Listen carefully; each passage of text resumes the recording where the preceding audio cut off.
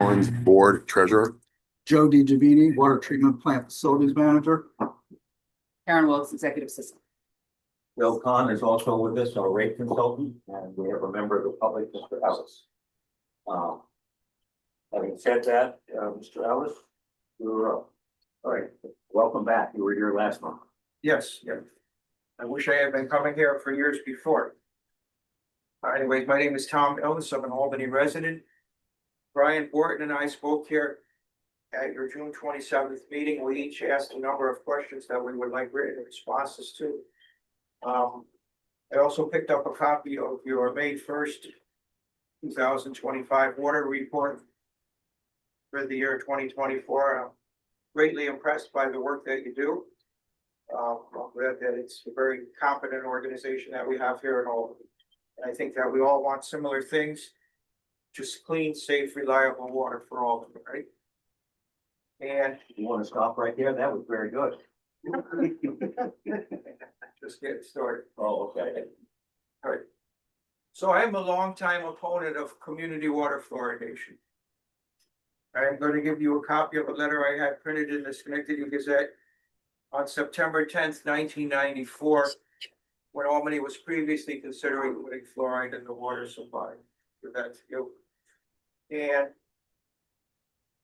more recently, I had letters in the Times Union on November 10th last year and on March 18th this year. Okay. All right. I assume that some of you at least are familiar or aware that the town of Wilton decided last year not to put fluoride in their water supply. There was an article about this in the Times Union on April 26th, 2024, which I'll give you a copy of in a minute. But I'll just read a paragraph from it. It says here, on March 19th, however, the resolution to reject fluoride passed 4-0. It noted that, quote, the Wilton Water and Sewer Authority takes pride in its commitment to offering residents the safest and cleanest water possible and has never added fluoride in its water supply. And the Water and Sewer Authority does believe that it would not be appropriate to add fluoride to the water supply, knowing many residents oppose fluoridation of the water supply. That's an end quote here, right? I hope that you're aware that earlier this year, the states of Utah and Florida, their legislatures and governors voted and enacted laws that ban water fluoridation in those states. And those decisions came in the wake of a court decision by Judge Edward Chen, a federal judge in the Northern District of California that I'll get to in a minute. But what I have here is a list of about 60 different cities and municipalities around the world, most of them in the United States, about 1/3 of them in the state of Florida, that either ended, suspended, or prevented water fluoridation since Edward Chen's decision in September. One of them is Yorktown and Somers in New York. Okay. Okay.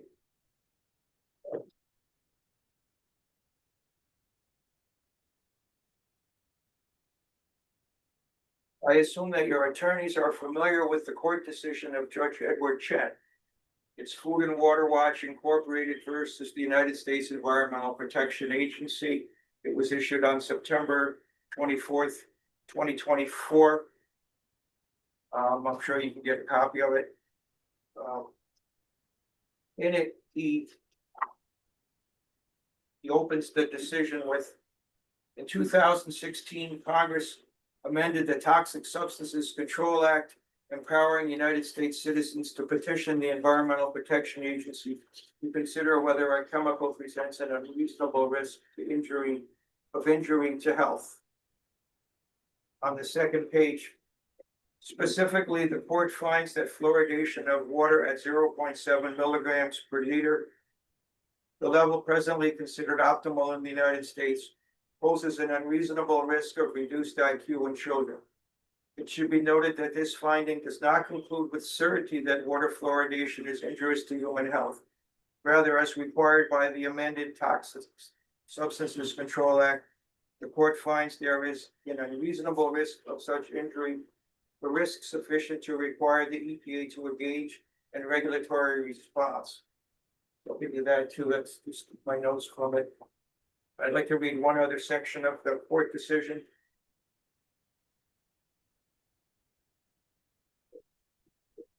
On page 76 and 77. Individuals are exposed to fluoride through water intake every day. The parties do not dispute the frequency of exposure for most people is several times daily. And the duration of exposure to fluoridated water is continuous with the effects long lasting. To this end, fluoride remains in the body through years, for several years after cessation of fluoride exposure. A woman is likely to release fluoride into blood due to skeletal breakdown.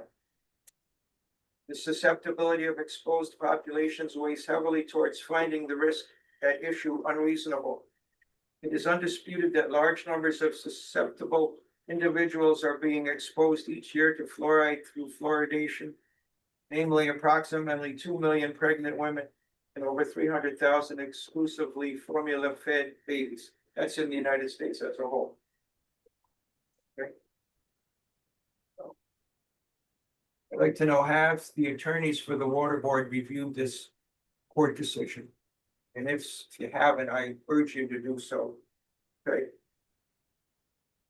I encourage the water board to independently review some of the science that's come out. This National Toxicology Project.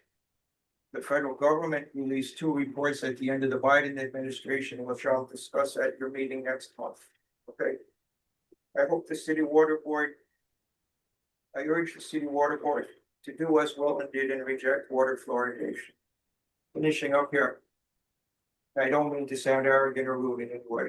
I believe that as a water board, you have a professional responsibility to notify the mayor and the city council that water fluoridation has not been shown to be safe and is or probably is dangerous to at least some people. And I encourage you to refuse to water fluoridate the water supply of the city of Albany. So thank you. Thank you very much.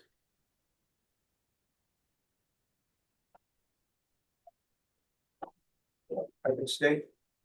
Would you like your public meeting? Absolutely. All right, next item on the agenda is presentation by Joe D on. Oh, thank you. You save me every time. We submitted minutes from the last meeting, and well, I'd like to motion that we approve and get a second. So moved. All in favor? Thank you. Now, Joe. Thank you, Rachel. Thanks, Chuck.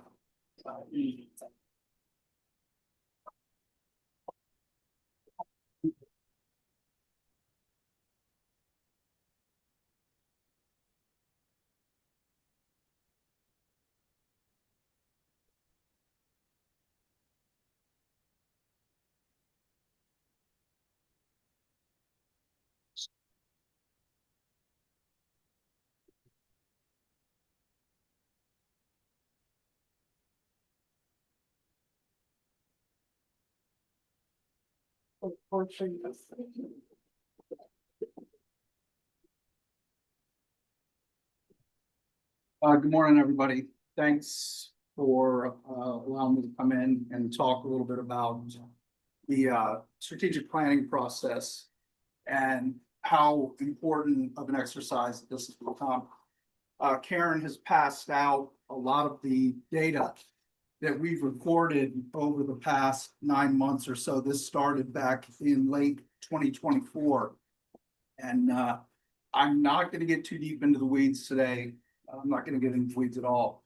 The reason that we passed this data out for you to take a look at really is to take this home with you, digest this, and if there is consensus and the desire to present more, really dig deeper into the data at another meeting, then we'll do that.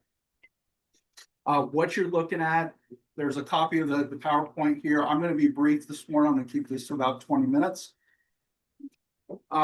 There's a copy of what we're calling the Comprehensive Divisional Project Forecast, if you hear the acronym CDPF going forward. That is the 8.5 by 11s. And what that is, it's a Gantt chart that basically is our current annual projects. Does not capture the day-to-days, but it captures many of the divisional, most of the divisional annual projects, and these are in Gantt. They do go into 26. This is a living document, and this is something that can be updated regularly. The other thing that we have there, the other document that we have is a copy of the one-page plan. And I've also given you a copy. We've just recently finished collecting divisional North Stars. You're unfamiliar with what that term means as related to strategic planning.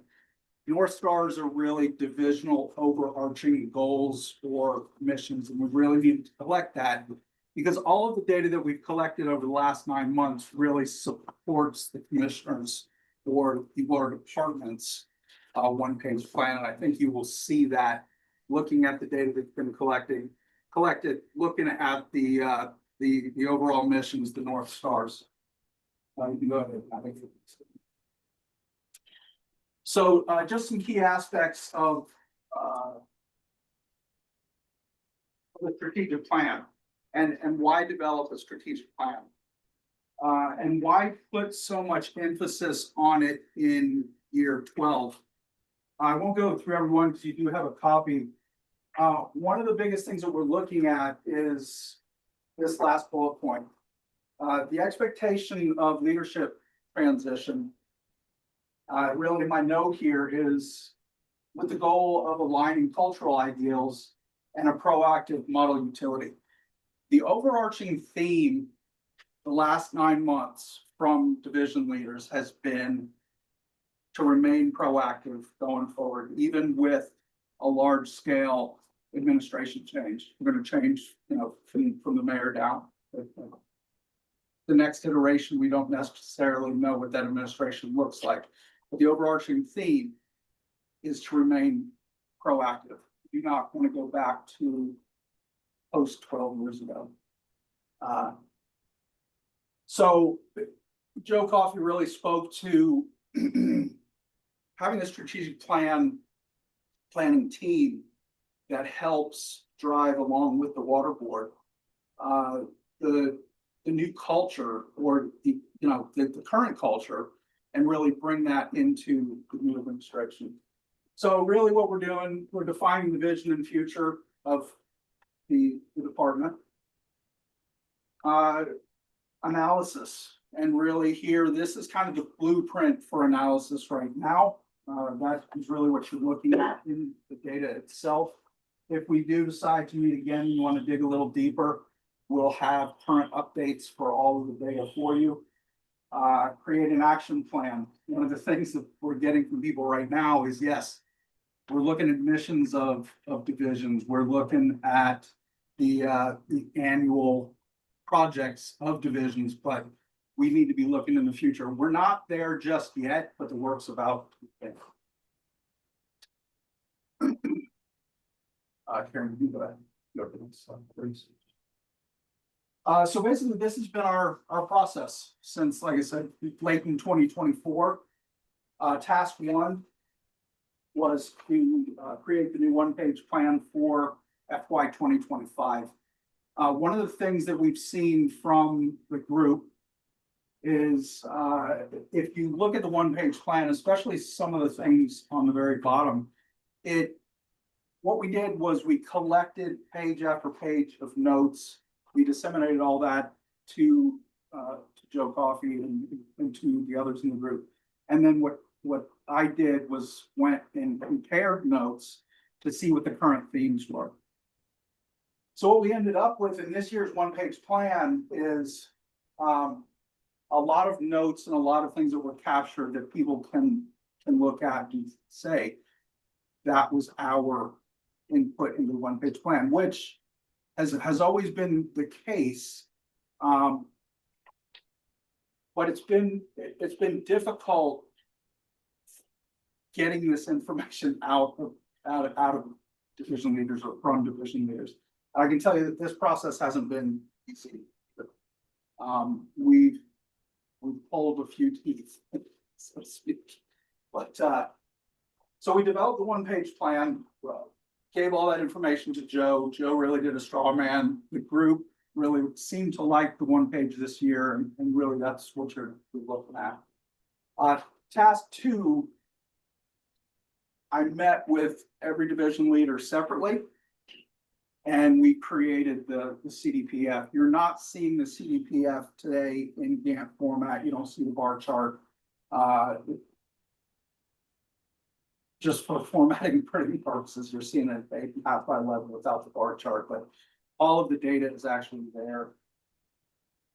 So again, we met with every division leader, determined what annual projects were, and put all of that into Excel and then built Gantt. It's a useful tool. And hopefully it's a tool that we can use going in the future.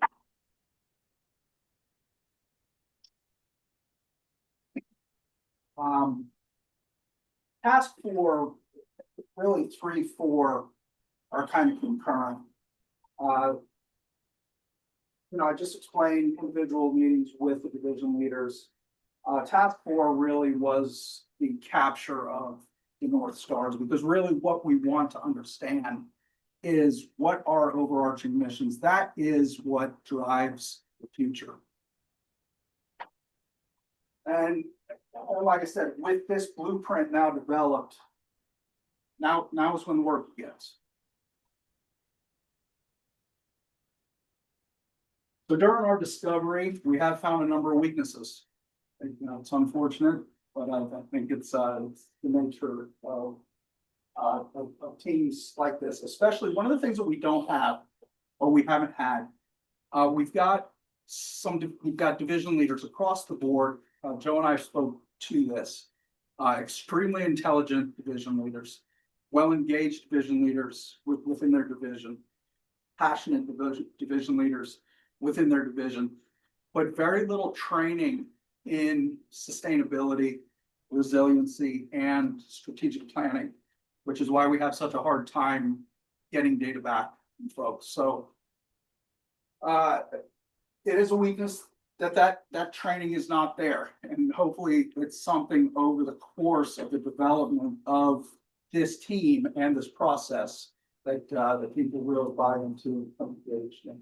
So lack of experience and expertise in thinking at that North Star level, lack of clear vision and goals for the future in some units. And the reason being is, if you look at the amount of data in the CDPF, some division leaders are getting so caught up in the day-to-days that they're not looking at the future. They're looking at what is today. There's some that feel overwhelmed, in the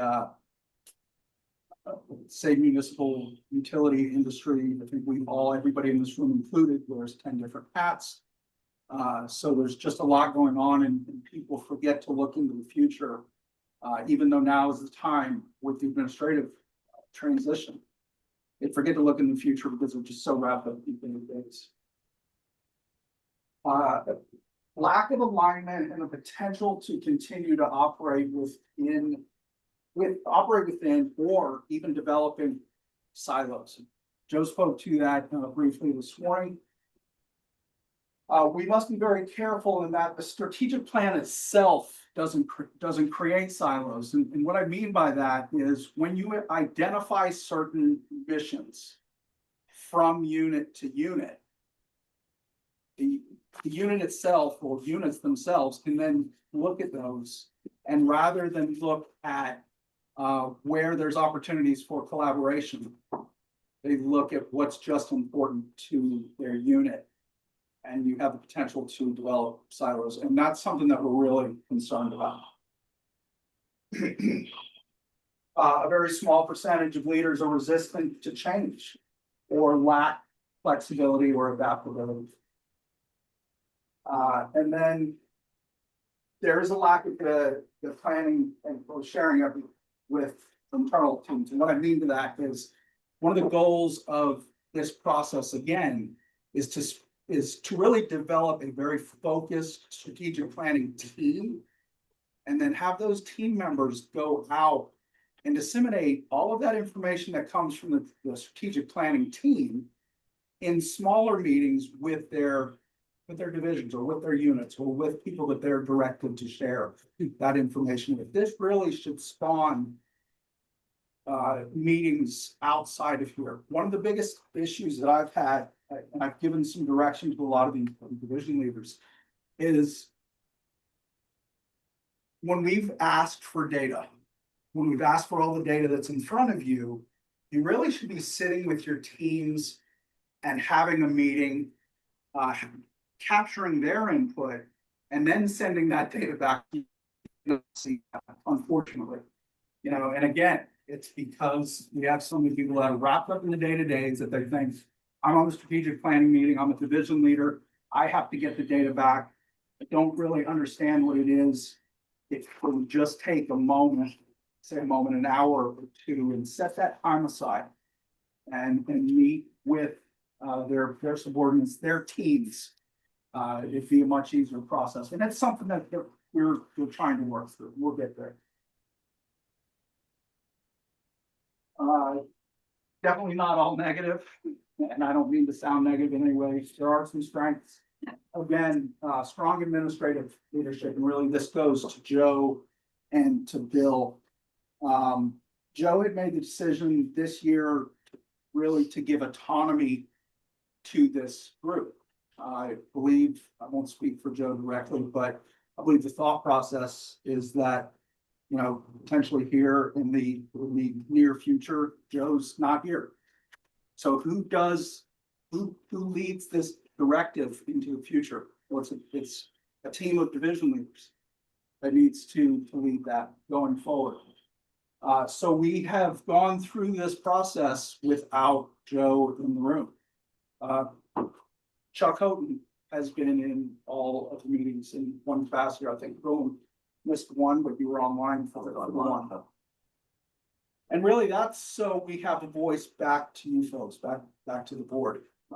Chuck also gives us kind of this part here. Motivation and helps us cultivate positive team culture.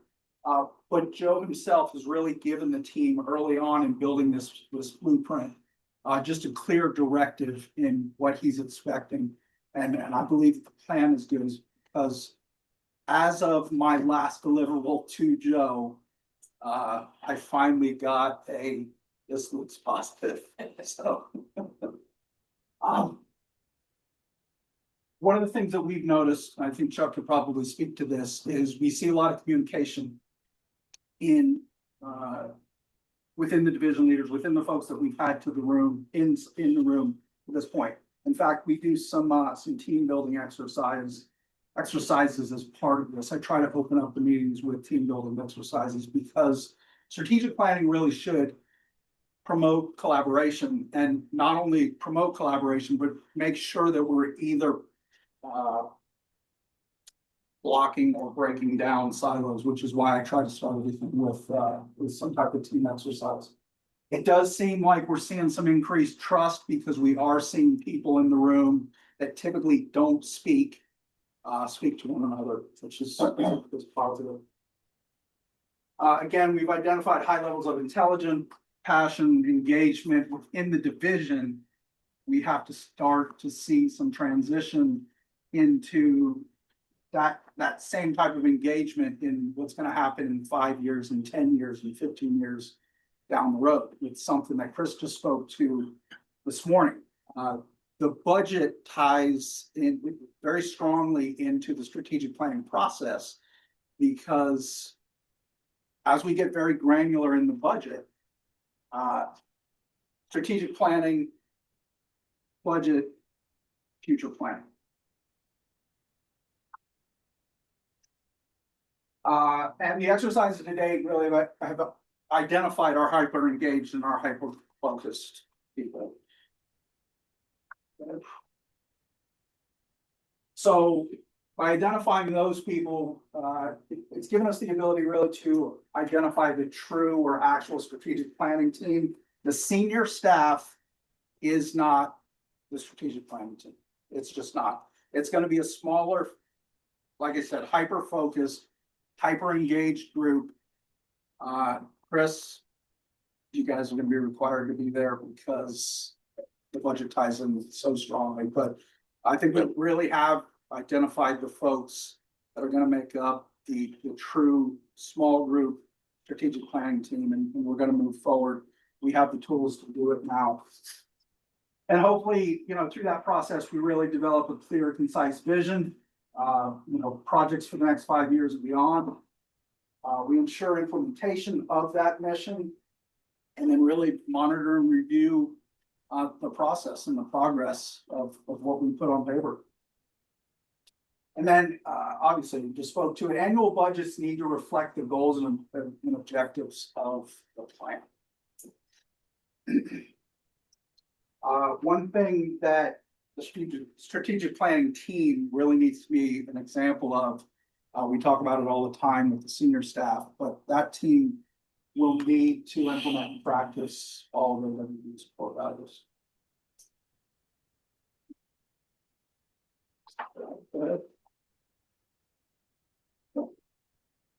So that's basically it. Does anybody have any questions for me? Yes, sir. I just had a question on safety. Of staff, are they trained like in CPR? So Yeah. they can administer someone. So our safety consultant, capital safety, trains everybody in AWD and CPR. Well, we get the required CPR training is with the field supervisors and critical folks at different facilities. And then we open it up for anybody else that wants to participate in it. But it's a big group, it's an annual certification, but the answer to the question was yes. So you have defibrillators. Yeah. We have AEDs. So people are trained in how to apply that. The AED training is part of the CPR training. Yeah. Any other questions for me? I just want to second what you said about it. It's been hard to get people to give you feedback. I've seen that. But you're getting it. You're getting it. We're getting there. It's been slow. Joe, was there anything you wanted to Yeah, I add? just want to capitalize, just kind of reinforce that. These things are not, negatives or whatever, it's reality. I think that's what we're trying to make, a realistic assessment. I'm a big proponent of Jim Collins' Good to Great, and that is, what's a great organization? Great organization has a culture, it has a mission and flywheel that drives the organization, regardless of who the person sitting in the corner office is. We need to strive to get to that point. I don't think we're there yet. And I think part of this process has been looking under the rock and finding the sign. And I think a realistic assessment, as Joe points out, we have really, really smart people in this organization. We have really good department heads. They are good managers. They may not be good leaders. There's a different DNA component of that. So I think we're uncovering that. And I think, as Joe points out, the core group of people, the core group of leaders, the leadership team, that the civil service component of that needs to be locked in and solidified to build this document for the next year. So the vision doesn't change, the mission doesn't change, the core values don't change. What's the next 3 to 5 years look like? And we're going to be looking at a lot of challenges. We have the climate issues, the rain bombs, the uncertain funding sources coming from the feds, and that goes down to the revolving loan funds. So, and obviously the pressure on rates that we have moving forward. So a lot of these things that needs to be addressed and work jointly with the board. But it's a great opportunity, I think, to move forward. And I think the process, in my eyes, has identified that strategic team. There's probably 4 people in the department, in my view, that fit the equation, that kind of check all the boxes. And we need to kind of maybe build on that a little bit. That requires commitment, training, and frankly, it requires a mindset of being a little more collaborative with these department heads. They take really good care of their flock, but we need to look at more than one flock. We need to be you need to be looking at, the United Units of the Water Department, not just every one little empire on the rock. I think Joe's you've done a great job here, and as you found out, it's not an easy life. It's not an easy life, but well done. I appreciate everybody's time. Again, I'm happy to come back if you make the decision that you wanna dig a little deeper into the data here. Or if there's something else regarding strategic planning in the future that you'd like me to. I do have a quick question. You said, as Joe said, you have leaders and you have good managers. What if, and you said training they may not have. Is there a process that could happen to, or somewhere that people could go to? They're out there. Okay, Karen Strong, if you remember, held a source Yeah, yeah. session here. There's sessions like that. Yeah. That's just one example. I'm of the opinion sometimes, not sometimes, I don't want to, I'm trying not to just be political. I'm one of those folks that believe leaders are born. And as Joe spoke to, you can be a great manager. You can meet all your deliverables on a daily basis. It does not mean that you can necessarily lead people. What we need we need that core group that are committed to AWD, not necessarily committed to the water treatment plant. Right. Or distribution or sewer collections. You need somebody who is very passionate about all the Department of Water. Yeah, I think again, we need the people that focus on what our mission is. Yeah. Our mission is to serve the people in the city of Albany, our residents who rely on us to provide them quality drinking water, reliable wastewater collection. These are environmental issues, it's a quality of life issues. That's our responsibility. And it, not to be horseshit, but it's a sacred responsibility. You got 100,000 people that rely on you. You gotta be showing up every day and you gotta be doing the job. And you gotta be committed to doing it. If you take a close look at the North Stars document, that's the one with all of the A priorities in it. You'll really get a feel for what that mission is. Again, we've got to make sure that those missions themselves in those departments don't create silos, but we just need people that are passionate about all of those missions, everything that's on it. So that goes back into, some of the things that we thought were kind of weaknesses. Yep. Employee recruiting and retention. We want people to come here because they want to work in public service. They find that it's not just it's a vocation, it's a passion, it's a commitment. And that, and the fact that, we do have, retirements, institutional knowledge that's got to get recovered. That's a threat. I think you addressed actually or some stuff. I think it's there, right? We're just, we're at that 90%. How do you get to 95? It's always the last 10% is the hardest to get to. So I work in the right direction. The momentum is there. But I think it's important at this point for the board to recognize the emerging leadership and recognize who these people are and get these folks in front of the board over the next few months just to get that relationship developed. Bill and I have worked real closely with you guys for the last 12 years, so we have that relationship. We need to start building that with the civil service team that's under us. and I know that you have regular meetings in regards to staff coming together to talk about the various things that happen here at the water department. So just based on the knowledge that everybody, I guess I've always been a believer, like you say, that leaders are born, but also because of all the things that happened here, everybody does have the opportunity to listen to how their role They fits do. in. The problem for me is you have the opportunity to listen, and you're no good listeners. Right. But you have the opportunity and responsibility to speak. And to Okay. talk, and that's the hard part. Right. It's getting people to be comfortable in that environment, to offer what they're thinking. And that's where we find we may have good supervisors, but maybe not good leaders. Yeah, and there are some LinkedIn programs we can do, LinkedIn Learning Platform. The city has an account where they've got us be able to sign into LinkedIn Learning. We do that for the annual compliance training. There's a lot of modules that are out there that help managers get to be thinking about leaders. There's some probably, I hate to say required reading, but there's some suggested reading we can give folks to do that help them in that regard. And I think frankly, professional societies that Bill and I are in, AWWA, the WEF, APWA, all have modules of professional development that promote professional leadership development with this group. We need to force that issue. Yeah, one of the reoccurring themes, just to that point, across the board in the initial deliverable, we collected just data across the board. Division leader to division leader was, we want more training. And it wasn't just at, say, that division leader level. They want more training for their staff as well. So it's something that we're paying close attention to. I think that the hardest part, really being involved with a multi-level organization, is having everybody understand what the other person does. Yeah, And when that happens, then you kind of see how your role plays into making this. what we're better lacking overall. is that when we say there's a core group, but one of the things that we're lacking in is some folks taking interest in other people. That's true. You know, That's true, That's yeah. kind of where we're lacking. It doesn't mean that you need to abandon the work that you're doing.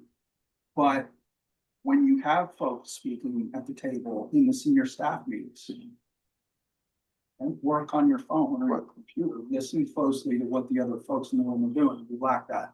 And one thing I look back and I regret in the 12 years, almost 12 years I've been here, I do a lot of management by walking around. You know, so I get a little bit of an idea what's going on in the garage, what's going on, go out in the field, go down to the plant once in a while, just the way I haven't been out the outdoor that much. Because I don't want to get caught fishing, but I think what we need to do is more of that leadership development managed by walking around with our other unit heads. Let them spend some time there to get to know what those folks down there are doing.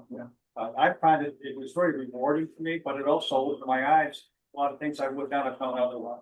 So one thing I regret is not forced that issue with our folks sitting around the table. They sit around the table and Mo doesn't have any clue what Larry's done, you know, and that's not where we want to be. I'm just using that as an example, yeah, she knows what I do. Well, that Was not a good example, but that's I think we need to do more of that, and we can start that now. and that's why over the years I've always respected your leadership here at the water department, because I sit at the meeting, you have a good understanding of what goes on, what you're supposed to, I mean, as your position. But the thing that I always appreciate is that you have different lines of business come in and actually address the board, because otherwise we would not know what various department do within the water department if you didn't have them come in. So We're trying to actually do that, Anthony, at our staff meetings, Yeah. so the other people get an idea Yeah. of what's going on in the department, and it needs to continue. yeah, I think that that's so important. So Yeah, and that's why I appreciate you. That's why I Yeah. captured that bullet point that said strong administrative leadership. And again, don't get me wrong, that is not at the division leadership level. That bullet point specifically was to Joe and Bill. Joe and I spoke about that, so. And I think by doing that, it does empower and I guess add a great deal of value to. I the- continue the to say department at head. least to these two, and I think with changing administration, they're coming back humbly. But I continue to say it starts from the top down. So I agree with you 100%. Thank you. Just one, comment on this, I guess, from my still work background, still down, sometimes find that you might have very good training programs, teaching planning. A lot of times people don't, agree to comment in fear of job security. Okay, yeah, pop over me, tell me what you're thinking. Yes, and the next time they get their performance evaluation, it's less than what they would expect. Sure. Because not all managers. That's true. You take that, That's true. they might say it, but. Yeah, they do harbor, some feelings, so, I'm glad that you're opening things up. And in terms of all the feedback, I think that with the puddings and the tasting, and when the evaluation comes up and you get evaluated lower than you think, we should be, about some of this, that gap. Yeah. We want, think what you said, That's a great one point. of the supervisor really felt, real umbrage at, Yeah, as an insult on his abilities. sure. What you're trying to do is strategic plan, but they take it personally. Yeah. You know, so that's kind of a balancing thing, I think it's good. Well, I think in Joe's methodology, that was one of his biggest reasons for sitting out of these sessions. So we didn't see that at least at the division leader level, all right? And yet we're still seeing, we are seeing communication open up. I think Karen, Chuck, you've seen that. We see a lot of discussion of it. But we still, in fact, the very last session, I had to tell people, look, if you have a problem with somebody in the room, if you have a problem with me, this is your opportunity to talk about that. You need to remain professional, obviously, but we have not dug into the weeds yet because there's still some reluctance either to hurt feelings but what happens is when you don't talk about those items in here and you still go out and talk about it to one of your subordinates or somebody else, all it does is build animosity. It can be a huge roadblock. So I appreciate the comment. And That's a again, great comment. that really came from the top down. Again, I think that's why Joe gave autonomy to the group. So it's been a great process. I'm not going to take up any more of your time, but appreciate the help. Appreciate everybody having me. Thank you. Thank you, Joe. Very good. Thanks, Joe. Okay. Next item on the agenda is the committee reports. Wayne. Okay. Well, good morning, the audit committee, met earlier today, July 25th, 2025. The session began at 8:34 to review the 2024 financial statements and independent audit report prepared by the EFER group. The full board was present. The committee received a detailed presentation from Jeffrey and Jones of EFER and Christopher Powers, our Director of Fiscal Operations. Following discussion and review, the audit committee voted to accept the 2024 financial statements and independent audit review. Some of the highlights were the Paris requirement as to a timely audit, which is being worked on with Chris Powers and RFL. Okay. Plus this long-standing administrative fee differential between the city and the water department.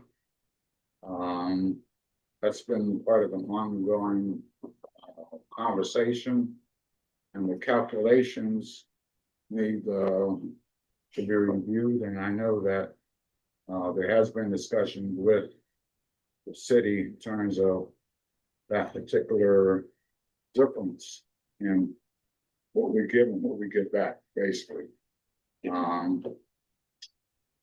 Bill Collins spoke about the debt ratio. It's still in relatively good shape, although it has dropped somewhat in recent years, but we're still in a good position. Okay, that's basically the highlights. The committee adjourned at, I believe, 9:01.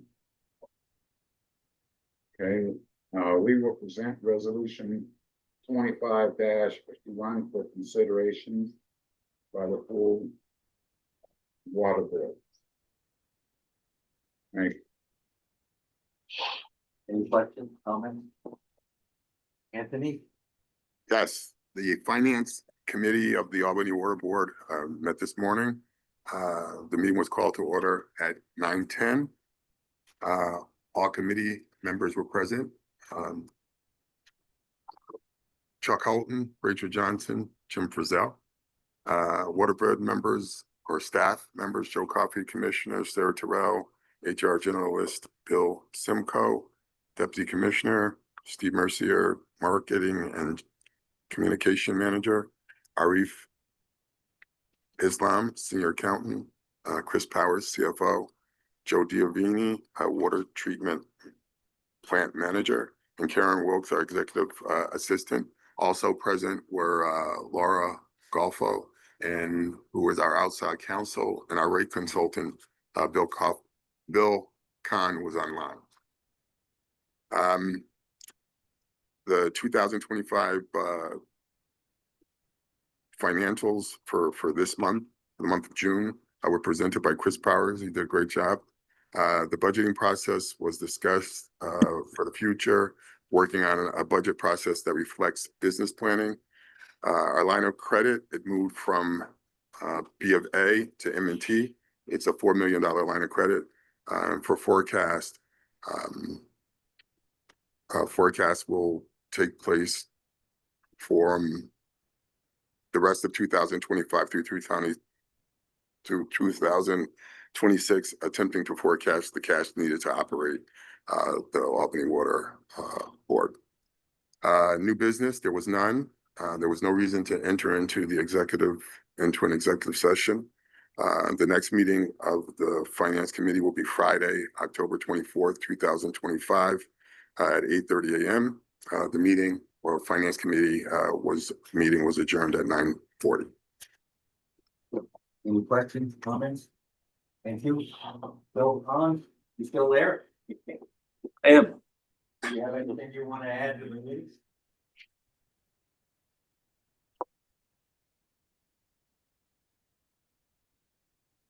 Bill's frozen. Are you frozen?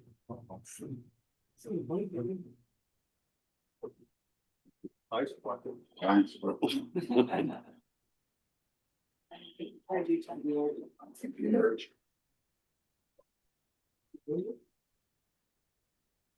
Bill, can you hear us? Can you hear us, Bill? I can, but I can't see what that is.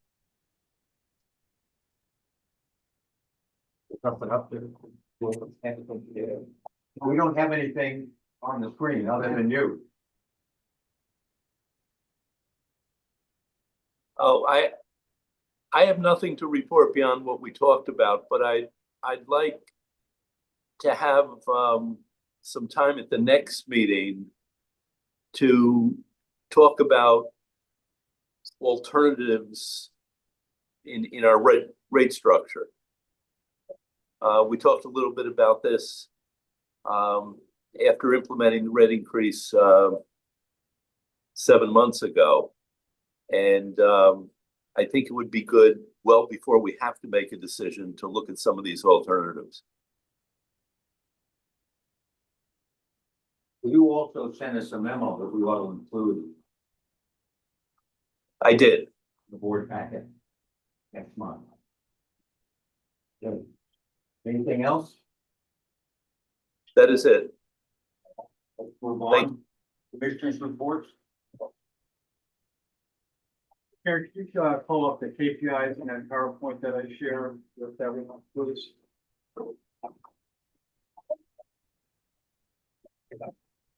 How you doing? Good. You all right? Lots of meetings over here. Yourself in person.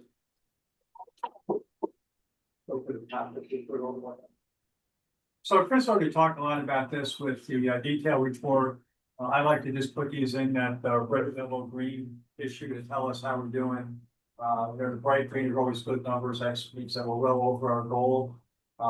As Chris pointed out, we're about 96% of our revenue budget to date, which is a pretty high number. And we're pretty happy with that. And then the collection or the expense number, we're about 78% year to date.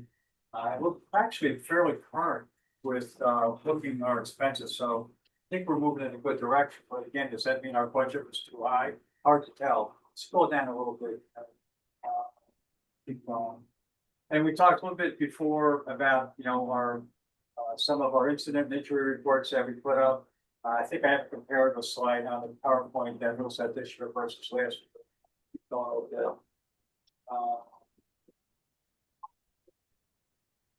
I don't think there's pretty much anything else that I really know what we talked about. I'm gonna show a slide on lead services. And I think we can talk, this is one number that we started talking about last year. The investment that we've made with alternative leak detection, by actually putting the detectors on hydrants. We got 3,500 some hydrants, 3,547. Can't remember breakfast this morning, but I remember that number. We've got 535 hydrants that have a detector on them. And it's a really efficient way of looking at leak detection. If you look at our traditional way of using acoustic loggers on our leak valves at night, we've tested about 116,000 feet. With the loggers, we've found 8 leaks. We've got about 197,000 feet of water main with the detectors on. We've got detected, actually I got that number wrong. It's 46 leaks we've detected, 21 that we've actually already repaired. So I just wanted to highlight that now. So let's go to PowerPoint and go to the third slide. Let's go down.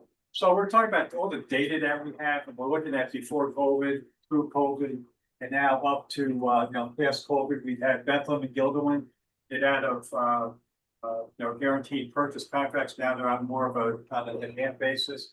So kind of what's the normal consumption numbers? So I think we're looking at these year-to-date averages, monthly averages that are probably what I would say the normal. And the consumption numbers, I think we're probably just going to show the last couple of 3 years. We're pretty confident that these are the numbers that we're going to expect to see. So from a modeling perspective, and go to the next one. And for you can see I think these are pretty good numbers now. We're actually at a pre-COVID water production number, and I think a lot of that is the fact that SUNY Nanotech has had a lot of organic increase in their consumption, even with hybrid work environment, even with the Lincoln Park pool not leaking 500,000 gallons a day anymore, thank God. So I think we're at pretty good, healthy numbers here. Let's go on a little bit. And this shows, we kind of posted here the revenue numbers, which are cash collections, posted the expense, and posted our billing numbers. And we're certainly the trajectory there, I think, is in the right direction on the billings. And again, that we've had a lot of changes in how people are working. They're working remotely. We've got SUNY Nanotech growing, and we didn't really get Gilderland and Bethlehem at high numbers until recently. Again, there's been a lot of demand, which we'll talk about. So these are the numbers that RF and Chris are going to be working at as some of the baseline as we look forward. And I think we're in a pretty good condition. And Bill Kahn used to talk about, once you put a rate increase there, that stays in for every subsequent year. So we're beginning to see the cumulative effect, I think, if you will, of the rate increases that are reflected in the billing number. We've got essentially the same number of gallons that we're producing. So we're going to take, Bill Sento wants to dig a little bit deeper into the data and find out what the average dollar per gallon is being billed, but we're moving in the right direction. This is the lead services that Katie was giving a presentation on. This part of our administrative order on consent with lead. We've got to do so many replacements a year. We're going to hit that number already. If we haven't already hit it for 2025, we're going to nail it. You can see we've done through June 338 replacements. Last year, all of last year, we did 373. Now, why is that number so high? Part of it is we're dedicating more of a crew to doing them almost on a daily basis to do lead service replacements. And we're working really closely with the city engineer, incorporating lead service replacements in the paving contracts. Central Avenue, Main Boulevard. I think we did one on Main. There's a bunch of them that we're doing. Broadway. Yeah, thank you. Just out here for those of you who have tried to park in front of the city line for the last month. So this number is going to be a big number this year. And again, to the water board, good job on the grants that have issued. 1.2, almost $1.26 billion program today with grants issued for lead service. So we're moving in the right direction. But we have a lot to do. Well, a lot of service replacements to do. Yeah, next. Joe, I have a question in regards to the reimbursements. How for the other cities in the area, how do we compare to them? I don't know. You don't know? I'm just trying to take care of Okay, my own house. all right, all right. I know Troy's been working pretty actively to try to get theirs done. Obviously, we have this more to do than anybody. Right. And probably more constraints on things that we need to do. I think we're probably in a pretty good spot. Bill, you may know more than I do about this. You talked to some of these people. I think we're the first ones with this bill money financing for lead service on the police fence. So we're helping the health department get their procedures down, and Yeah. that's I think we're ahead of the game. And not that we brag at all, but I'm gonna take credit for EPA get the let out initiative, as they titled that, because we were 3 years ahead of them with that need, get the let out. Right. So I think we're ahead of the game on that, right, Chuck? Yes, I Take agree. take credit where you can. Joe, just listening to the news, we're way ahead of Troy, just kind of getting started, and Schenectady. So in terms of the capital region, we're far ahead of them. And are the programs similar? I mean, I know that Well, they haven't really put that much money. Remember when everybody got the health department money up front? Right. We spent ours like bang right away, and I think Troy had theirs for like 2-3 years before they were able to spend it. That's not knocking that. It's, I think we had more of a, we were more focused on what we wanted to do, when we wanted to do it, and how to get it done. Plus, I had Phil sent off. Okay. So. We already talked about this a little bit, how effective the lockers are. I'm not sure if there's anything else to look at. Injuries. Sarah Terrell manages this for us. Looking at this, we've had about the same number of incidents. We've actually had more than required medical treatment. Thankfully, they weren't a lot of lost time. 4 of the 7 required lost time. We lost 12 work days last month, 125 year to date, which is actually less than last year, which was actually a pretty good year. So obviously knocking those numbers down, that manages workers' comp expenses, which tie in not just for immediate lost time and medical treatment, but schedule loss of uses and stuff like that. We probably need to get, for a future next board meeting, we want to get a report from Trident on kind of looking at what these year-to-date comps are for schedule loss of use and liability and stuff like that. We haven't done that with the board for a while, but we should do that. Next one. So we start putting this up. We used to drive by, industrial places. It's been so many days since my last lost time incident. So we want to just kind of put this up by the different units that we have in the department. And we'd expect to see maybe the lower numbers of days since the last accident with lost time from the sewer and T&D guys. That's where probably the more higher risk would be, working in excavations, working around tools and grinders, all kinds of stuff. So, what happens with that? What would happen here? We need to look at what are the root causes of some of these that would make these numbers be lower. So capital safety helps us do that. We have our monthly safety meeting. That addresses some of these issues for root causes. So, these numbers are pretty healthy. So we want to try to get the whole department number a whole lot higher than every month somebody's getting hurt. And that tends to knock the department down, even though some of these units are up there, a couple of years, 2-3 years without a lost time incident, we just go. So we keep putting, every month Sarah updates this, we post it up there to get more awareness with the different groups of how they stand in this. Because, it's like the guy thinking pride, hey, I don't want to be the first that's going to make our number go down. So when you go to work with a broken leg, we're not asking to do that either, but it's just an awareness issue. Next one. This C-click fix, our dispatcher, Colby Schramm, is all over this, and this number actually gets tracked. These days to close, they get tracked by the mayor's office. And so we look at where we are ranked with our numbers that we closed, the percent that we do it. And we have a very ambitious thing, and we want to close our C-click fixes within 2 weeks. Some of the departments take their percent closed on a 52-week closure rate. So we're pretty ambitious with the period that we want to get closed. We had one open C-click fix. So that's our dispatch guys taking care of it. That's probably, these are just our back up.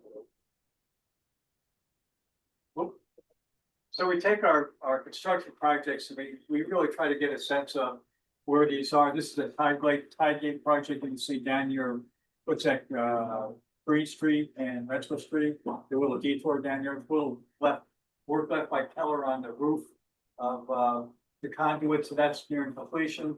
This contract is actually just starting up on the warning guard. That'll be done by the end of October, at least substantially complete. We'll have a little ribbon cutting hopefully then. That's one. These are just kind of what I'd say the water related to lead service projects. Community Boulevards taking up Central Avenue's gonna not start till next year. The first contract's done, the second contract is starting up. I think that might have been part of Broadway. So that's a very active program that Katie McKendrick is on, James. Yeah, what is the, Lincoln Park, the learning guard? What is that? That's the reflection of learning garden that's next to the underground facility we have up in Lincoln Park. It's in the old ravine that we talked about. Okay, what is it though? Is it a place for people to come read or swim or read? No, it's a like a walking path up constructed wetland there. That was part of our comprehensive plan that we did, community benefit. Well, we met with the So people can walk through. They can walk through, yeah, it's a little reflective learning around the boardwalk over that, outdoor classroom. Yeah. Human sundial. Yeah. We have that for Chuck. So you just glasses up. And we have some elaborate, there'll be classes, primarily toast, but also hacked. Any of the schools could use that, not to be scheduled for by the school district, probably. That was our community benefit. We're pretty excited about that. That's good. Yeah. Now, as a kid, James, we used to walk through that to get to go towards Price Chopper or the other way to go. So now they can walk through it. I never really walked through it, but I used to walk. You did not want to walk through. No, you didn't, you did. It was pretty bad. That's where we had the Beaver Creek trunks were kind of burnt. And throw up a lot of. It was, Oh, smell bad. really? Oh, okay. Yeah, so we fixed that. Bill said. Now, they made it something you can use now. And this is just some of our other projects that we've got going on the next one. I think that's pretty much it. We just try to track that. We share this with the mayor's office and the other department heads once a month, just so everybody in the other departments has an idea of where we're working, what the percent complete is and what's going on, so. Can you go back to that one before the newsletter? Oh, no, this is. Steve's gonna talk about that. Yeah. I actually include Steve's slide every month, so we can do a little bragging with the other departments at the senior staff meeting. Let's see, Chuck, I don't know if I had, I think most of the other stuff Bill's gonna talk about. Because there's, two things. I do have something else. We talked last month about a billing incentive for customers participating in the lead, copper compliance sampling program. Did that packet go out? Did memo go out with the town? Yeah, we're not. Yeah, it's in. Yes. All right, so yeah, everybody's had a chance to read what we're proposing here. I think it makes good sense. Yeah, we want to get, the important thing for us is to try to get continuity on the lead compliance sampling. So if we can get people to kind of buy into it and then stay in the program, we can give them a credit, a 10% credit on every subsequent bill. That helps us, and we've got now with our population under 100,000, our testing was 60 samples for compliance. We believe that's probably going to grow a little bit. If the population appears to be over 100,000, that basically have 100 samples that we have to do every compliance period. So we want to make sure we get these people engaged and keep them. So that's the game plan on that. The other one, the question came up last month with Tom and others about some questions they had about fluoridation. So after we had the grant got signed and the contract got signed, we did prepare a draft of some facts, figures, and frequently asked questions. That's been under development and drafted. Our intent is to put that in billing inserts starting in August. Just to get everybody an idea what it is. And once we get those, I'm sure we're gonna mail it to you, but we just got to get them approved. I did have Dr. Whalen read the draft just to ensure that we had our information correct, the citations were correct. Again, our position on this is we just follow the science. So that's kind of where we're at with it. So that'll be given out to the community and all the rate payers, bill payers, starting in August. And we'll put that on the website too. working with Steve on that. Just a comment for your edification, there was article in the Times Union. That Joe spoke to. You know, that's a science, not politics. You want to check out the Times Union. And to view his report on fluoridation. I don't know if you've seen that. I think that was maybe 3 or 4 months It ago. was a while ago, and again, we're not gonna get into a debate about it, you know, Tom, certainly there's a lot of strong positions, both sides of this issue. Right. I'm just reporting to the board on what we're doing at this point. There is positions on both Right. sides, we understand that. Let's end with a question about Lincoln, the Lincoln pool. Yeah. Are we responsible for that? Hell no. I think I'd like to take credit for responsibility for getting to build a new. Because I seen your picture there when they opened the grand opening, I seen you up there. I said, well, I want to roll. We. A while ago, to be honest, we actually started a while ago, and I think we made the mayor aware that there was a significant amount of water that was being lost in the pool. And it got to the point that every time a failure around the pool happened, we were the only ones to go over and make the repair. You know, we had Keller doing it, a lot of the recirculation piping was so old and so corroded from the material that they put it in, it was just like paper. You could just put your finger through it. Yeah, also, we managed their disinfection system for 2 years. So part of it was, I think, raising the awareness that the pool had some really serious issues.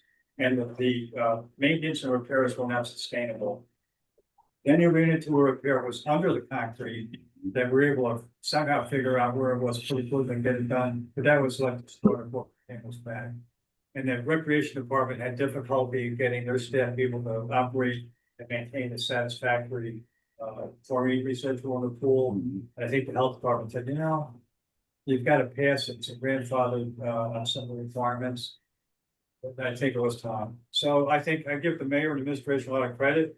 Went out and got the money and made the commitment and made the decision to shut the pool down for a year and a half or two to get a new pool built. And if you haven't been out there, get out there. Yeah, but who makes this, if something happens? Recreation department, they probably have a consultant. Oh, I'm hoping at this point that they won't have any need for repair for quite a while.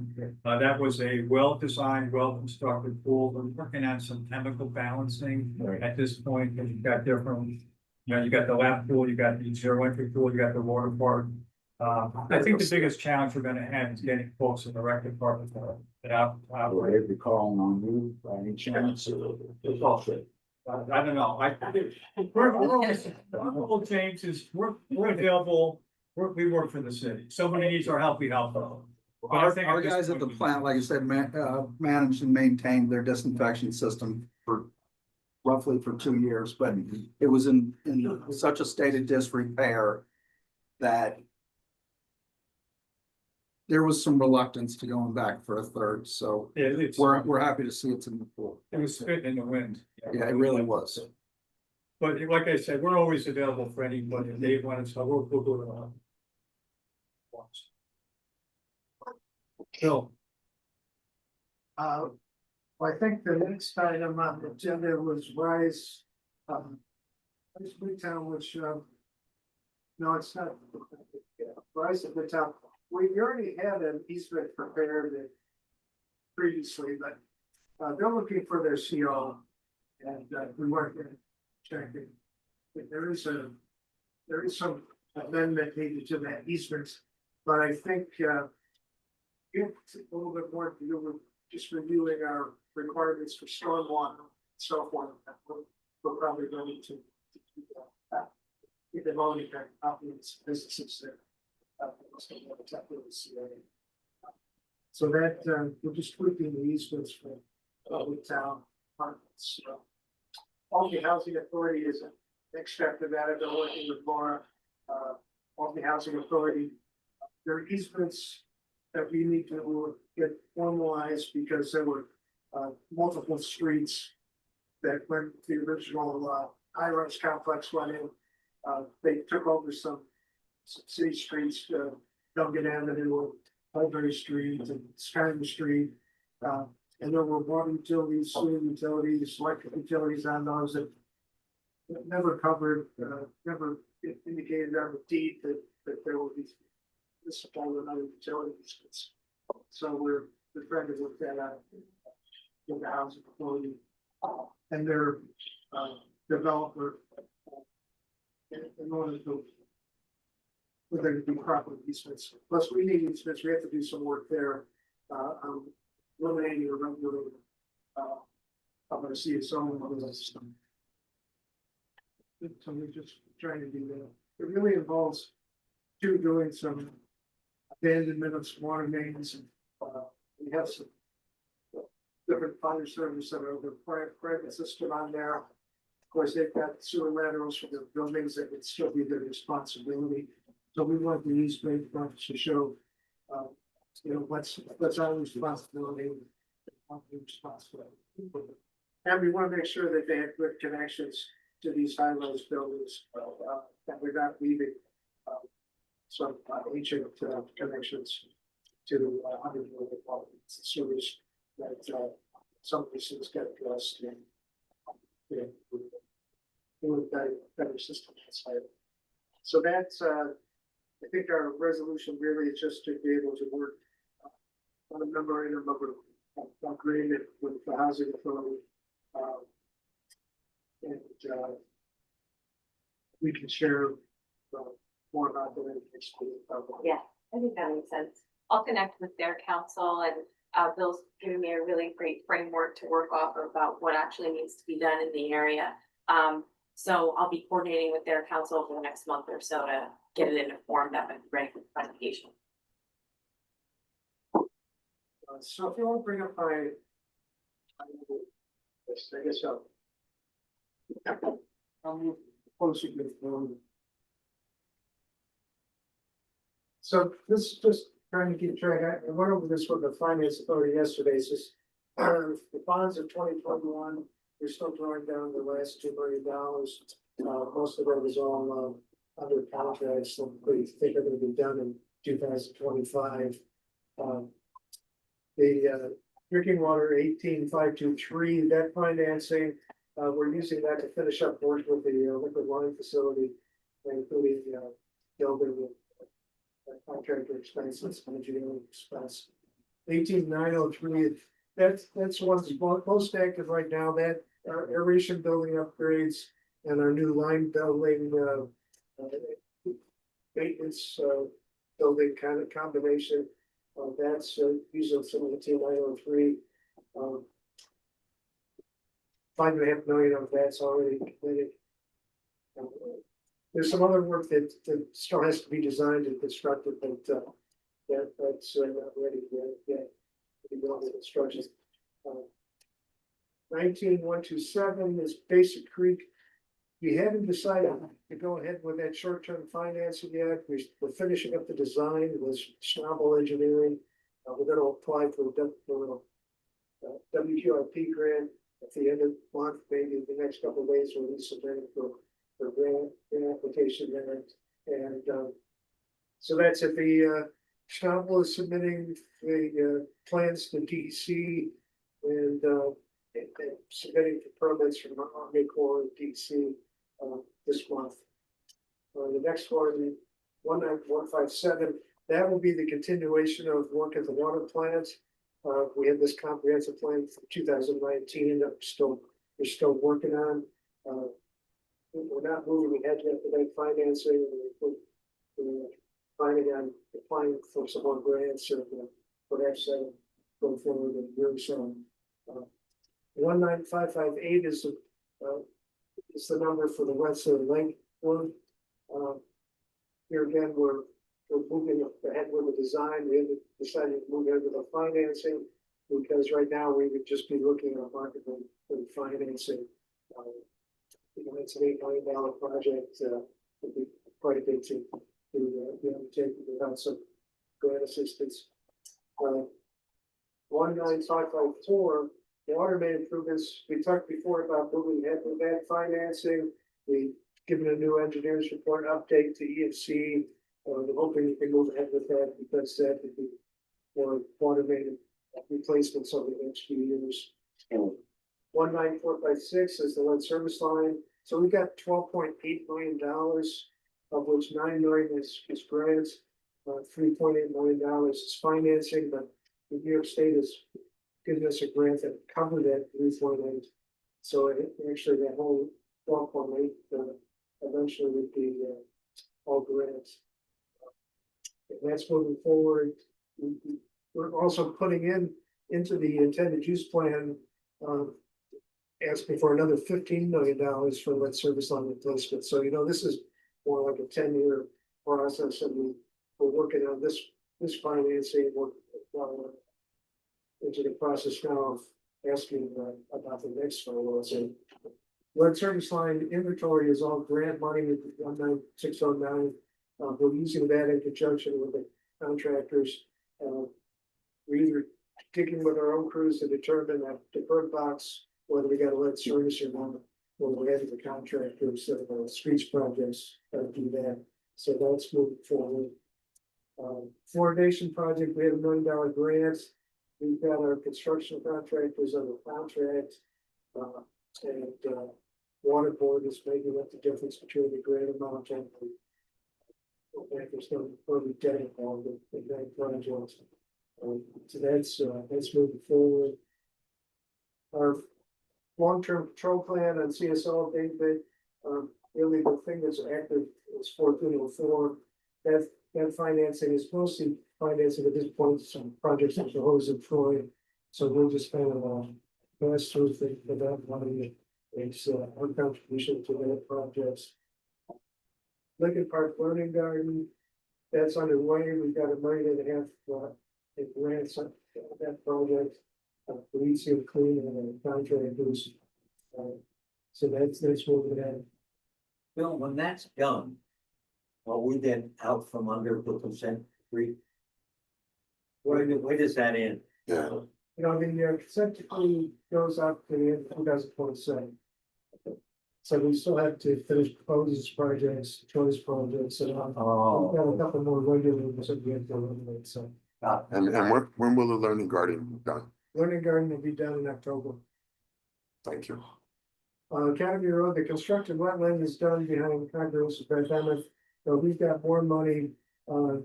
We've got great money, a lot of great money in the bank to this. We're gonna be doing more stormwater treatments on that. Those are under design now, and that'll be the next phase. So 2026, we'll be doing some stormwater collection and some more of the stormwater retention around that. 1800 with the 10 gate project is just about complete. That had a lot of grant funding associated with that too. 1900, we have National Water Main out now, starting to do some sewer running projects. And so the ones that you see Thurlow Terrace is a new stormwater line going down Thurlow Terrace to the lake, and also doing some sanitary improvements on Thurlow Terrace and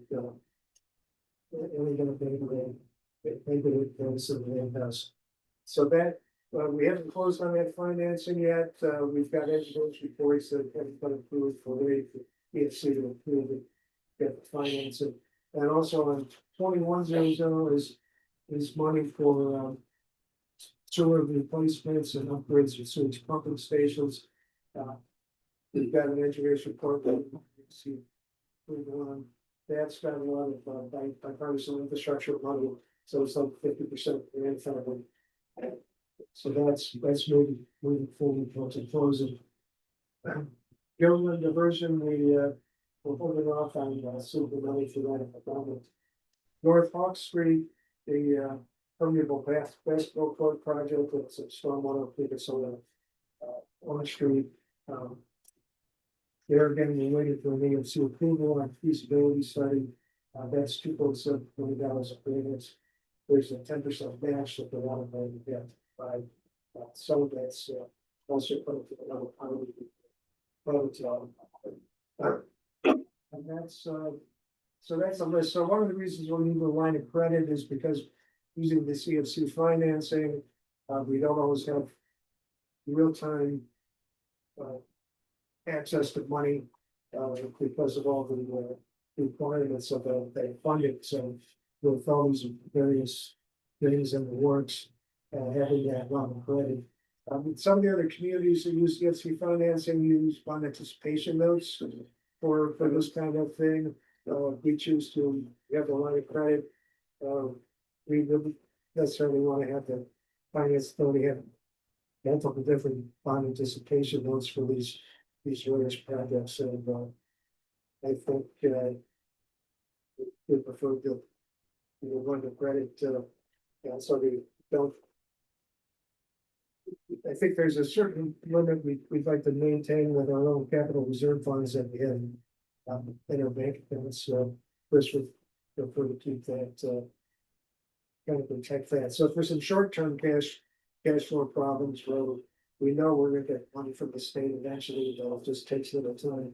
That just, so we've indicated in our paperwork for the state controller what the situation was. So I think that's all set. I'm not sure that that's all finished now.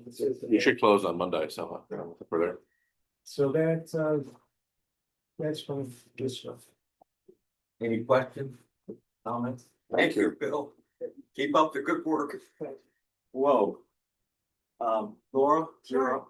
Yes, Need executive session? no, I don't think so for this. I think we're okay. I'll just let the board know, my one note on the agenda is about our pending tax challenges with the towns of Westerlo and Queens. We had an executive session last month where our appraiser gave the board an update. We're still working with the appraiser, and to keep it brief, because we're not in executive session, we intend to move forward with our grievance of 2025, and we'll continue to kind of work on settlement pending what we hear from our.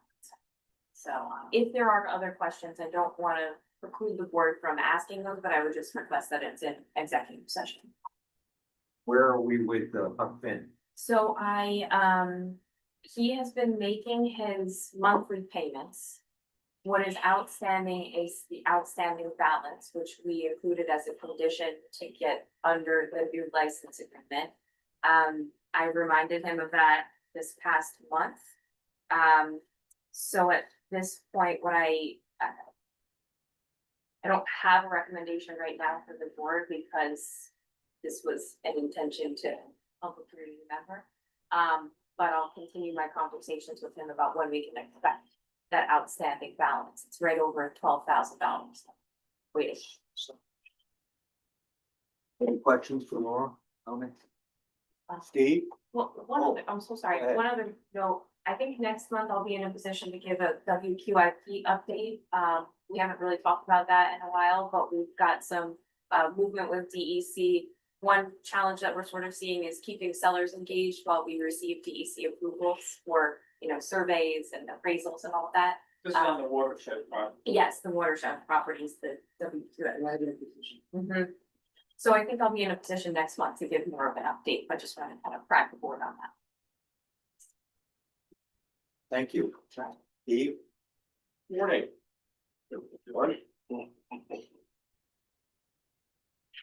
So, have a slide here. Can you make that bigger? Or just take the slide, that PowerPoint.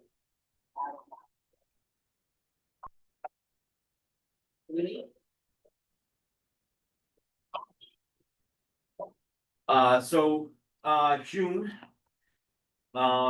We had 98 posts, 141 of those shares, and of government agencies, we are in the 100th percentile. In terms of how we're communicating out through our social media, so we're right up at the top. That includes everybody across the city here and Capitol Hill. Some trends that we're kind of starting to see with Facebook, I think we're starting to see engagement with Facebook start to dip.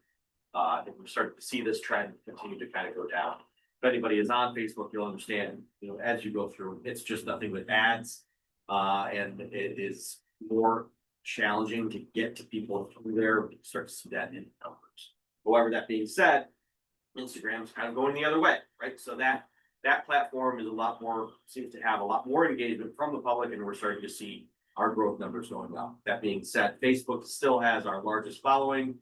And Instagram is maybe about a quarter of that right now. So scroll down, please, Karen.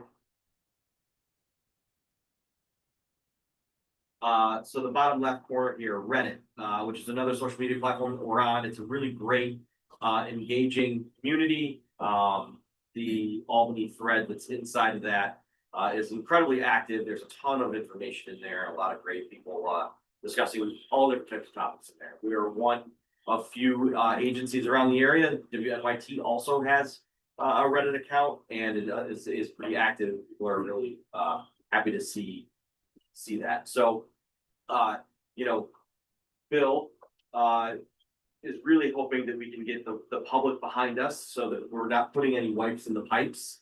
And, I'm really trying to help educate everybody across the city. I mean, I will shoot this as far as anybody will listen to me on this. And so I created a cartoon to see how it would do. And I kind of just threw it at the wall to see if it was gonna stick, and it got 53,000 views between part 1 and part 2.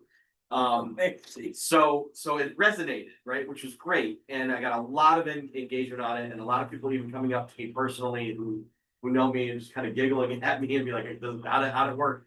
And it worked great, and it was just really a way to then show that video to all ages, to show, hey, listen, stop putting wipes in the pipes, please put them in the trash. We really do a number on our system. The plan is that I get down into the system to actually show what that means. There's a small video that I was able to get. I don't want to get too close because it can be kind of gross, but you know, but I do want to show what that truly means and how taxing that is on the Beaver Creek facility, and what our guys have got to go through on it after a heavy rain event.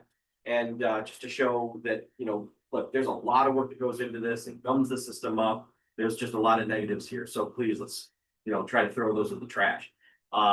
Many states have got legislation that's out there that has, you know, makes the manufacturers put right on the packages not flushable in very prominent letters. You know, maybe New York would follow suit if they see the video of, you know, our 2 wipes flying through the pipes there. It was also our top, yeah, Joe. On a related note, though, I think we could probably do some targeted education, because a lot of what we're seeing in our pumps is coming from the adult daycare facilities, nursing homes. That's where we have a lot of issues with wipes in the pipes at a clogging pump station. Got it. So we probably do some direct with those as well. Okay, good to know. Thank you. So it was also a top reel, had a lot of reactions, and you know, it's the most views for our reels, which is just another way of engaging about something. So moving over to the right, it's here, the Albany Water Bar. And so what I'm doing is I'm bartending water essentially, and I'm doing it at the libraries, I started this month. So in June, we started getting that coordinated, and I worked with the Albany Public Library to get these dates together. And so started to get out there and engage the community that way.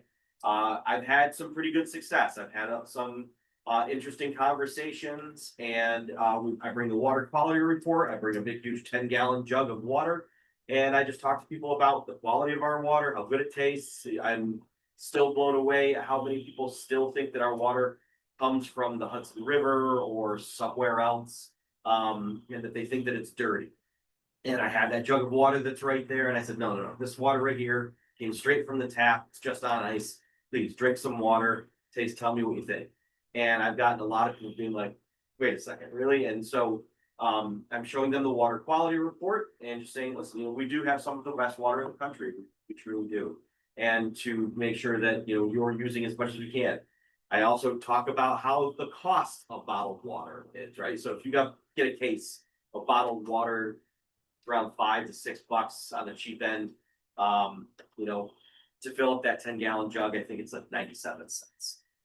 You know, so, and a case of water is, I think, a gallon, right? So you start to do the math, and it's a no-brainer. So a lot of people's eyes have kind of opened up as a water savings. Joe's looking at the side eye. I think he's lost. Yeah, How do you convince the public that tap water is better than bottled water? I have them drink it. I know that way, Yeah. but and I'm talking overall, Sure. because I think people are of the, You could look at it two ways. Right. You could spend $5 for a case of water, or you could spend $5 for 1,000 gallons of water. Right. That's one way. And our water doesn't have microplastics. to the Right. extent that plastic water bottles. do. Also, And most bottled water is tap water. Yeah. Like Aquafina used to be Lakeland water, so. I understand that, Yeah. but still people think in their minds that buying a bottle of water is better than the tap water. People are gonna think of- Okay, We just provide the facts, education. People can make educated choices based on their own. okay. I think Yeah, good luck. a good point though is the fact that Steve, we at the plant, as of 7 years ago, started to do a lot more public outreach that had never been done in the past. And we're getting that very question almost every time that we have a tour at the plant. A third one too, that most people don't know and we should be bringing up is that we don't know the bottling practice and we don't know the storage methodology of most bottled water. Which means that most likely, if it's stored, say, in a warehouse that's not environmentally controlled, the potential of chlorine residual is not there or very low. And there's potential contamination, rare in bottled water. But we do speak to that as well, that what you get from the tap is typically a higher quality product than a bottled So water. this is regulated by the health department. So yeah, so they've been really good, but yeah. And this is extra, Public education. water board website. Yeah. Facebook. Hmm. I don't see that. See on that, What you have posted up here? the picture that you got right there. No, well, I scrolled down, but I. We don't put that slide up on Facebook. You don't put that. Oh, this side? No, no, no, You no. don't put This that is for internal consumption. Oh, yeah, well, that's that good stuff, to me, the stuff. You know, but we are broadcasting this right now. But people just like, it's employees that don't want that out there. Well, that's some good information. Yeah, I don't know why we don't put that. We can think about it. Yeah, I mean, cause I share it. Okay, sure. So yeah, so these are the dates. In which I'm gonna be at the library. I'll be at the Bach Branch next week. Delaware, Arbor Hill, West Hill to round out the season. I'm there for about an hour and a half. I was just at Washington Ave, just the other day. I thought about doing City Hall. I could, yeah, the only reason why I did was just because of obstruction, but I could go inside. I think it's a lot of traffic. Yeah, they do, yeah. So on the horizon, started with a proud regroup. I've got the video set. Start to look for organizations within the city that are not restaurants this time. I found, actually a good friend of mine, she heads up an initiative down in the south end. So we're gonna be kicking that off, coming up, probably next week. The water quality report is being distributed across the libraries and different areas across the city. We're gonna be working with Kurt Harmon, on getting a CIPP video in August, to show, what that is, if people are in that area, what the process is. And continuously working on the water wall partnerships. And I've done the first neighborhood association meeting, thank you Chuck for all the help that day. And, I think our, next one's in September. I don't have any for August, schedule. Let me add, Steve, you did a great job at the neighborhood association, well done. And he handed out water quality reports. I got a lot of good feedback from that. I'm not sure the board has hard copies. I'll grab them. Yeah. Can you get to some today? But yes, of course. Yeah, while we're doing the resolution. you Yep, can go I'll get grab some. them. Yeah, right after this. Right, yeah. And one small little cell, if you're fans of the show, The Gilded Age, our very own Rob Adams, who works in the lab, plays a bartender. You could see him this past Sunday. It was really blurry. He was there though. I could tell by his beard. Like, that's Rob, but he was in the background. It was a little blurry. So I'm assuming that, but hopefully this Sunday you're going to see him again. But if you're not watching the show, it's a great show. It's a wonderful walk through our cities here in the Capital District, and it's just great show. So thank you all very much for listening. Any questions, comments? All right. Let's go to the resolution. Excuse me, new business. You skipped over there, right? I'm sorry, couldn't hear you. What? New business. Oh, your new business? Go ahead. Oh, well, I just had a comment. Okay. Maybe it's appropriate time, but I turn to board direction. An officer, so I'm gonna recommend that there be a reversal. And that Rachel becomes president. Chuck vice president of the board, so every that time comes up, that's all. We can discuss that towards the end of the year because we recommend that in January. It's usually a governance committee. Yeah. Governance committee discussion. That'll be in November. Anything else? Thanks, James. Sorry. I told you that. Huh? Good. Resolution 2551. Now therefore be it resolved that the Albany Water Board accepts the 2024 financial statement and the independent audit report. And if nobody objects, I'd like to table this. I'd like to wait until Chris has a written response to the audit report. And then at the next board meeting, we can approve the whole thing. We have to submit this. I think it's particularly important that we get on the Yes. record the things about Paris and whatnot, because those are out of our control. I don't know that, So, I submitted the notes last time. I don't know. Let me verify that. Maybe not. But I agree. Yeah, I'm not sure we could submit the report to Paris unless it has board authority approval. Yeah, I mean, one thought that I had a similar sort of thought on that, Chuck, and I just talked a little bit offline with Chris, and maybe what we could do is approve as presented, and then if we have edits to the management response, bring that to the board as an amended report. We could do it that way. Sure, I'm good with that. Okay, because then that would be consistent with what happened at the audit committee meeting earlier. Yeah. That work? I Okay, think so. Sure to have that on the. and the plan, Finance authorities. approve them. true. So we can, Good, okay, Oh, you then got we'll go ahead. Good. Let me reread it again. Now for resolution 2551, now therefore be it resolved that the Albany Water Board accepts the 2024 financial statement and independent audit. If there's no discussion, can I have a motion to approve? So move. So move, second, all in favor? Aye. Motion carries. Thank you. Good suggestion. Resolution 2552. Now therefore be it resolved that the Albany Water Board approves the extra work authorization annexed hereto with Appendix A and agrees to compensate CHA for the work contemplated by the extra work authorization in the amount not to exceed $48,000. I think the attachment was pretty clear. Bill, do you have anything you want to add? Yeah, when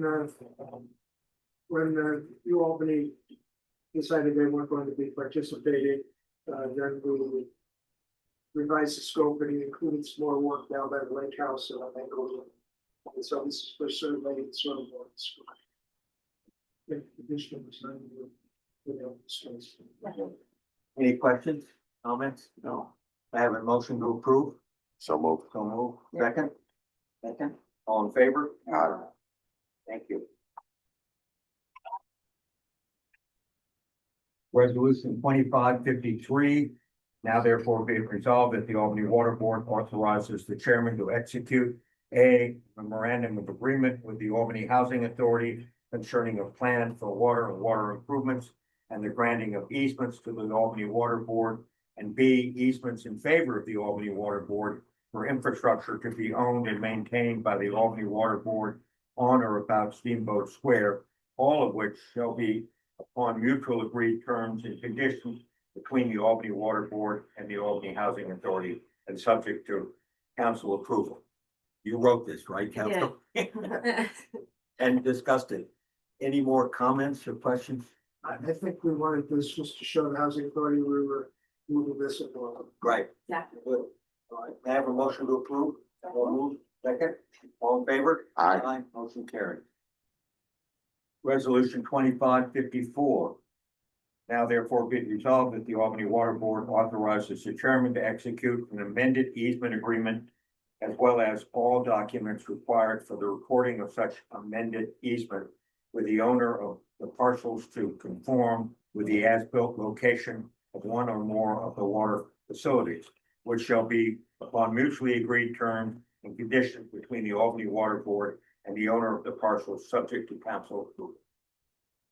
Laura, you want to add anything? Sure, this one is about the Midtown Rise Apartments. Bill spoke a bit about it too.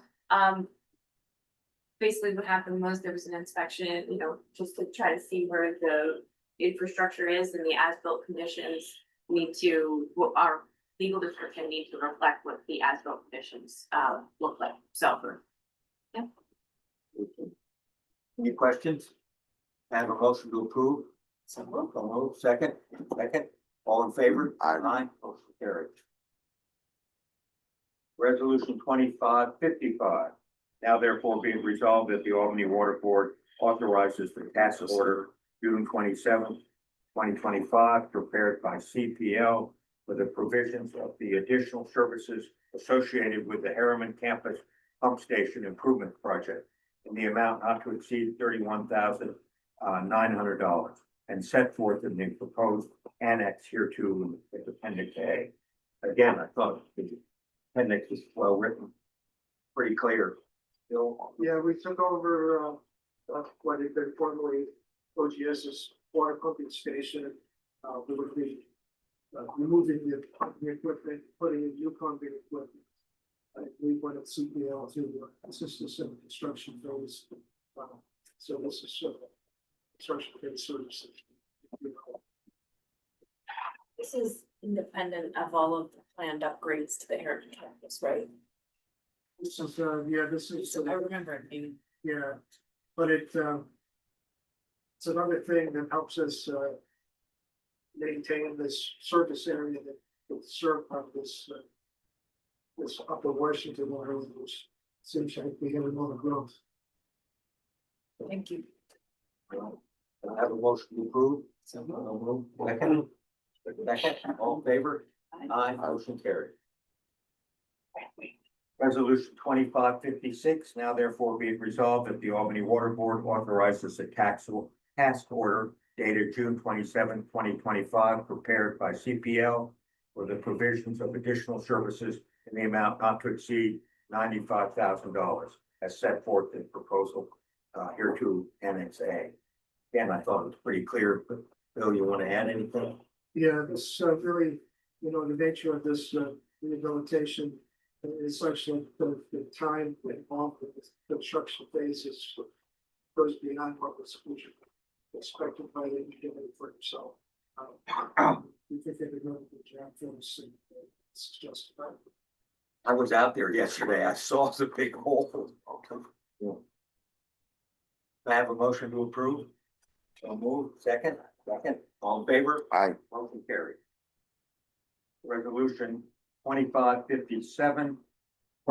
Now therefore be it resolved that the Albany Water Board approves change order LM-G-03 and hereto is Appendix A to the Zero Bush Water Filtration Plant Lime and Maintenance Building, general contract with AMZ Construction Services, increasing the contract amount $13,231.14.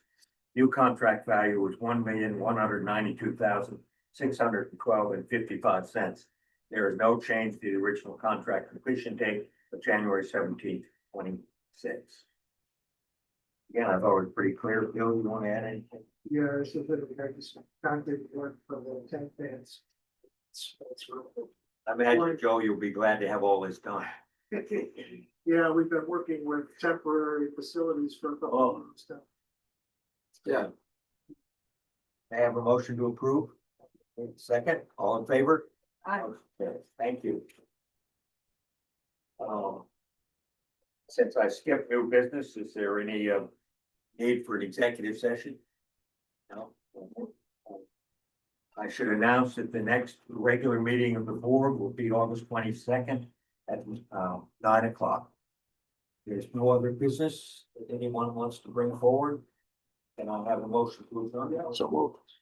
Second, Okay. all in favor? Aye. Good meeting. Joe, and thank you again. Thank you. Thank you. It is. You need one? No.